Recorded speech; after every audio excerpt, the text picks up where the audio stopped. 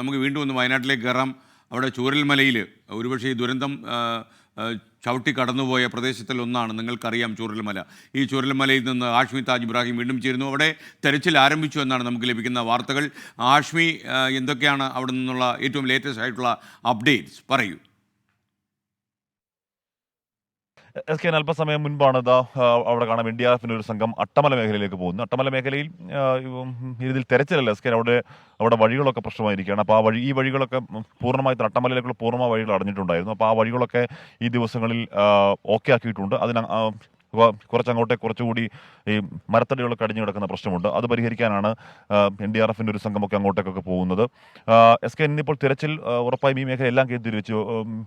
ചൂരൽമലയിലടക്കം, മുണ്ടക്കൈ, പുഞ്ചിരിമട്ട മേഖലയിലടക്കം വളരെ സജീവമായ തെരച്ചിൽ ഇന്നും തുടരുകയാണ്. പക്ഷേ ഇതിലെ പ്രശ്നം കാര്യമായ റിക്കവറി ഇന്നലെയും ഒന്നും ഉണ്ടായിട്ടില്ല എന്നുള്ളതാണ്. അപ്പോൾ കൂടുതൽ ശരീരഭാഗങ്ങൾ കിട്ടുന്നുണ്ട് എന്ന് പറയുന്നത്. അപ്പോൾ ശരീരഭാഗങ്ങളൊക്കെ DNA പരിശോധന തുടങ്ങിയ ഇതിൻ്റെ അടുത്ത ഒരു ഘട്ടം. SK ഇന്ന് ഈ തെരച്ചിലിൻ്റെ 9ാം ദിനമാണ്. അപ്പോൾ അതിൻ്റെ അടുത്ത ഘട്ടത്തിലേക്ക് കാര്യങ്ങൾ ഉറപ്പായും കടക്കുന്നുണ്ട്. ഈ DNA പരിശോധന എന്ന് പറഞ്ഞാൽ ഒരു വലിയ മിഷനാണ്. SK ഇപ്പോൾ ഈ നേരത്തെ കണ്ടെത്തിയ, ഇപ്പോൾ സംസ്കരിച്ചിട്ടുള്ള ഒരുപാട് ശരീരഭാഗങ്ങൾ സംസ്കരിച്ചിരുന്നു.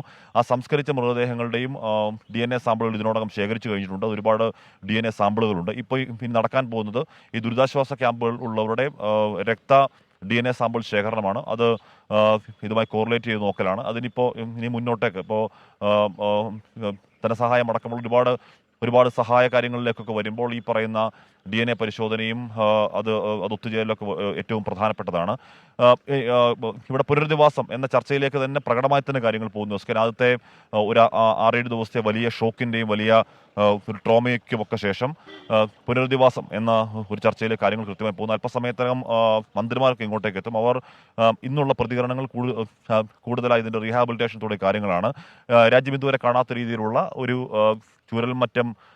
ചൂരൽമല മോഡൽ എന്ന രീതിയിലുള്ള വലിയ ഒരു ടൗൺഷിപ്പ് പദ്ധതിയൊക്കെ ഇതിനോടകം പ്രഖ്യാപിച്ചിരിക്കുന്നു. ഇന്ന് മന്ത്രിസഭാ യോഗം ചേരാൻ പോകുന്ന SK അത് പ്രധാനമാണ്.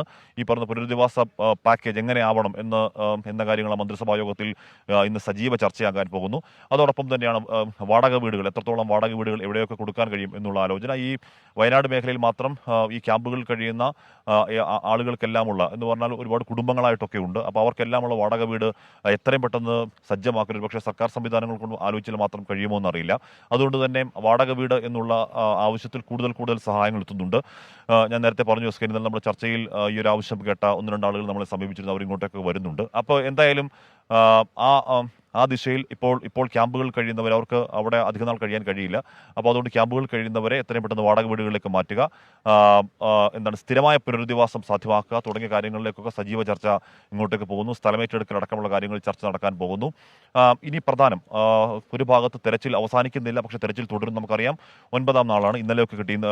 ഇന്നലെ മെനിഞ്ഞാന്ന് ഈ ന്യൂ വില്ലേജ് ഒരു മൃതദേഹം കിട്ടിയിരുന്നു. SK അങ്ങേയറ്റം പരിതാപകരമായ അവസ്ഥയിലുള്ള ഒരു മൃതദേഹമാണ്. നമുക്കറിയാം 8 നാളുകൾ കഴിയുകയാണ്. അപ്പോൾ 8 നാളുകൾ കഴിയുമ്പോഴുണ്ടാകുന്ന അവസ്ഥ മനുഷ്യ ശരീരമാണ്. അപ്പോൾ ഇനിയിപ്പോൾ 9 ഈ പറഞ്ഞ ദിവസങ്ങളിലൊക്കെ ഇനിയിപ്പോൾ ഈ മൃതദേഹങ്ങൾ കിട്ടിയാലും അതിൻ്റെ അവസ്ഥ എങ്ങനെയായിരിക്കും? 9 നാളാവുന്നു.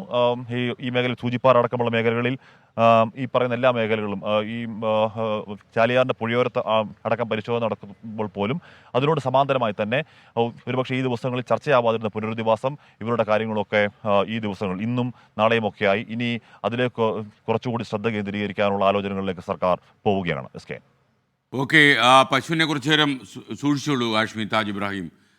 പശു വളർത്തി നല്ല പരിചയമുള്ള ആൾ തന്നെയാണ് ആഷ്മി, അതുകൊണ്ടാണ് ഞാൻ അങ്ങനെ പറഞ്ഞത്.